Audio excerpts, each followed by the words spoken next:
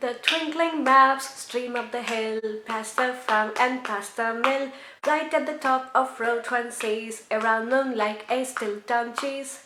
That was the first poem written by W.H. Auden in 1922, entitled California, just at the age of 15, and that very much explains what a gorgeous, genius poet W.H. Auden was.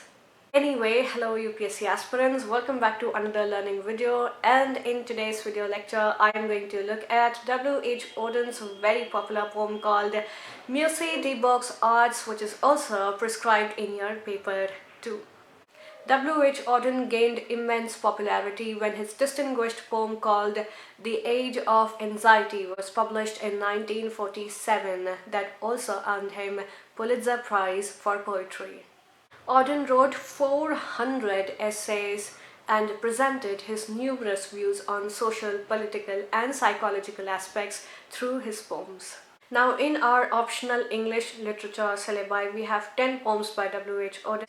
We're going to look at the first one, which is called Musse de Beaux Arts, in today's video. I've already made a video on the second poem, which is called Partition. You may want to go back and find out the link in the description box given below. Let's begin understanding our first poem, which is called Musse de Beaux Arts, which in English refers to Museum of Fine Arts, which happens to be a museum in Brussels.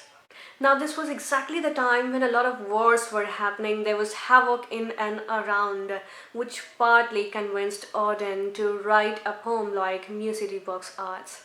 Now, we figure out that the speaker in this particular poem walks through this gallery and he figures out these beautiful paintings that depict the suffering that embodies this world and the utter callousness and the indifferent attitude on part of human beings in and around the world. Now, before we begin understanding the poem, let's first of all read the poem line by line together. So the poet begins it like this. He says, about suffering, they were never wrong. The old masters, how well they understood its human possession and how it takes place while someone else is eating or opening a window or just walking dully along. How when the aged are reverently, passionately waiting for the miraculous birth. That even the dreadful martyrdom must run its course. Anyhow, in a corner, some untidy spot where dogs go on with the doggy life, and the torturer's horse scratches its innocent behind on a tree. Bruegel's Icarus, for instance, how everything turns away quite leisurely from the disaster. No man may have heard the splash, the forsaken cry. But for him, it was not an important failure. The sun shone as it had to on the white legs disappearing into the green water, and the expensive, delicate ship that must have seen something amazing, a boy falling out of the sky, had somewhere to get to and sailed calmly on. Well, that ends our reading of Musse de Beaux Arts by W.H. Auden. Now let's begin understanding this poem line by line together. So the poet opens this poem like this. He says, about suffering, they were never wrong. Here we must question, what is this suffering?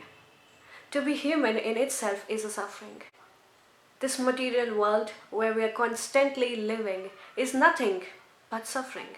And the fact that we do not realize that this material world is nothing but a suffering in itself is a cause of our bigger suffering. Right? So he says, about suffering, they were never wrong. Yes. And the old masters, how well they understood. Now here we may want to notice two important things. One, when the poet says in the beginning, about suffering, they were never wrong. So the word they here. And then he says, the old masters, how well they understood. The old masters. That should be our next question. Who are these old masters here? The old masters here refer to the great spiritualists, probably our forefathers, our great ancestors, who spent days and days, nights and nights, ages and ages, decades and decades in contemplating on what? In contemplating on, quote unquote, in Auden's words, which brings us to our next line, it's human possession. And what is this human possession according to the poet?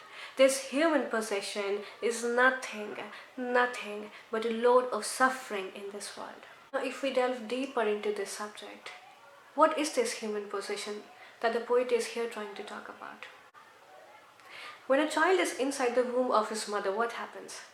His hands and legs and everything is tied up. He wants to move out, but he's unable to do so. What is that if that is not suffering? And when this same child comes out and watches the world in all its tainted glory, he has this other set of things constantly tormenting him.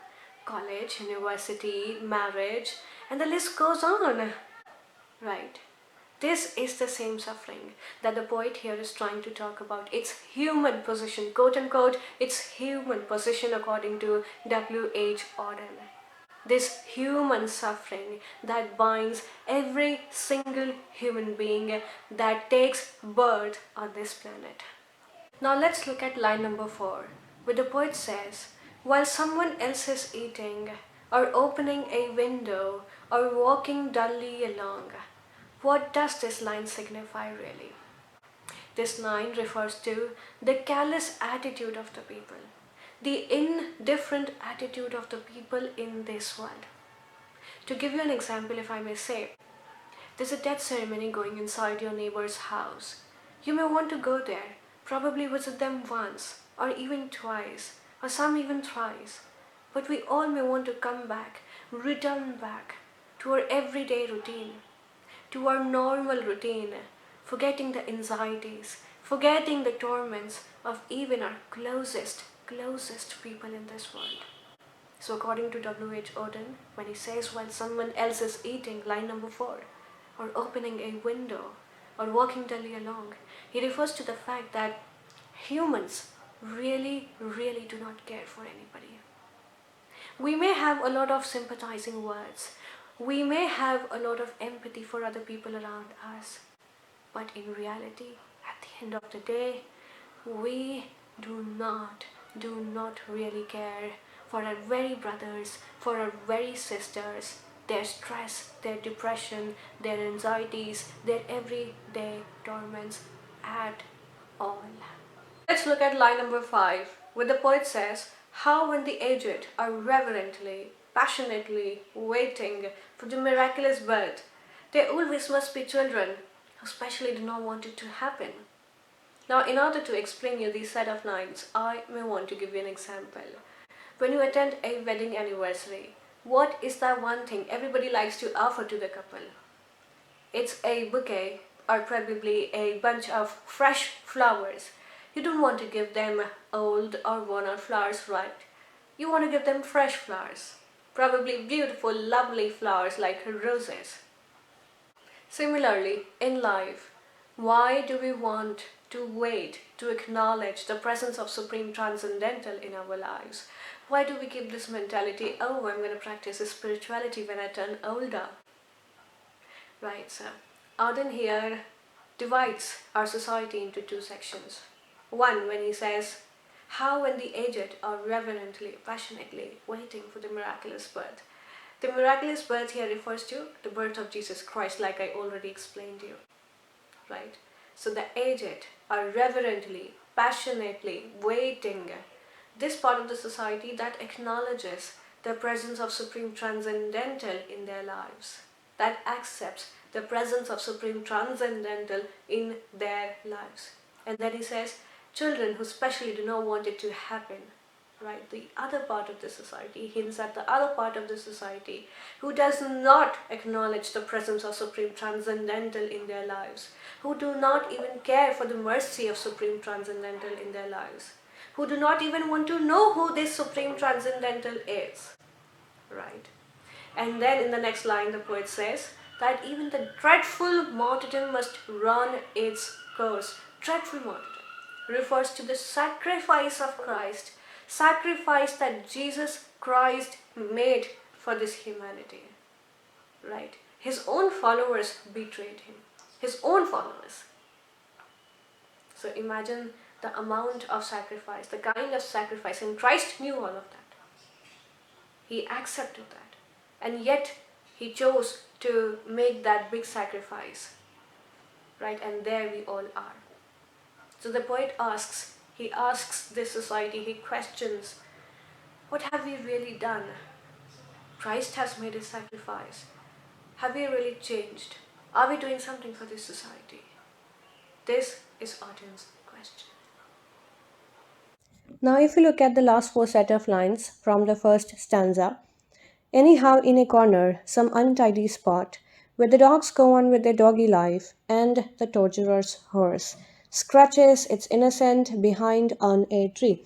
Now, here this poet talks about another painting by Bruegel, which is called Massacre of the Innocents, in which we witness the slaughtering of young boys by the King Judah, who knew that Christ, the messenger of God, will now lead the new society, will now lead the new world that eventually leads to his fall. And here, if you also look at images such as doggy life and torturer's horse, these images, they're symbolic of the society that does not care for the greater things in life, that has no purpose in life, that does not acknowledge the sacrifice that Christ made for the humanity. Now, this last stanza gives detailed explanation of what happens in the third painting, which is called Landscape with the Fall of Icarus. According to a Greek mythology, Icarus ignored the warning of his father, who made Icaruses and his wings out of feather and wax. He instructed Icarus to not fly too close to the sun, since sun's heat would melt his wings. But Icarus neglected his father's warning, flew too close to the sun, causing his wings to melt, that eventually led to his fall. Now, this particular stanza also describes how people ignored Icarus's suffering and pain through two examples. Number one, if you look at the second line from second stanza, quite leisurely from the disaster, the plowman may have heard the splash. So this plowman who ignores the pain and suffering of Icarus. Number two, through another example, if you look at the last set of lines, the expensive, delicate ship that must have seen something amazing, a boy falling out of the sky had somewhere to get to and sailed calmly on. The second example, where they talk about this expensive, delicate ship that probably carried some rich people with influence and power who too chose to neglect the cry and pain of Icarus, watching his collapse, his pain, his suffering very, very silently. So we see how deeply Auden describes the condition of this modern world that you and I are living in. A world that is full of emotions like jealousy, depression, stress, anxiety, hunger, this hunger for power, this intoxication of power that defines the very so-called modern world that we are all living in at the present moment. In the words of George Orwell, if you want a picture of future, imagine a boot stamping on a human face forever. So what we learn from this beautiful, beautiful contemplative poem by Auden is that real knowledge is not storing masses of data in our heads. Real knowledge is the ability to recognize a love for the transcendental. It's the ability to acknowledge the presence of that supreme transcendental in our lives. Because if we have that love for that transcendental in our hearts, we automatically have love for our fellow beings and friends. So real wisdom, real knowledge is the ability to recognize, to acknowledge, and to spread that love of supreme transcendental amongst our friends. That love that connects us with him, that binds us with him, that love which is everlasting and unflinching. Well, that ends our poem here. Thank you for joining me. To join our optional English literature classes, you may call us at 8865028865 or log on to finlandacademy.com for any information related to the courses. Thank you for joining me and stay very, very safe. I'll see you soon in my next video.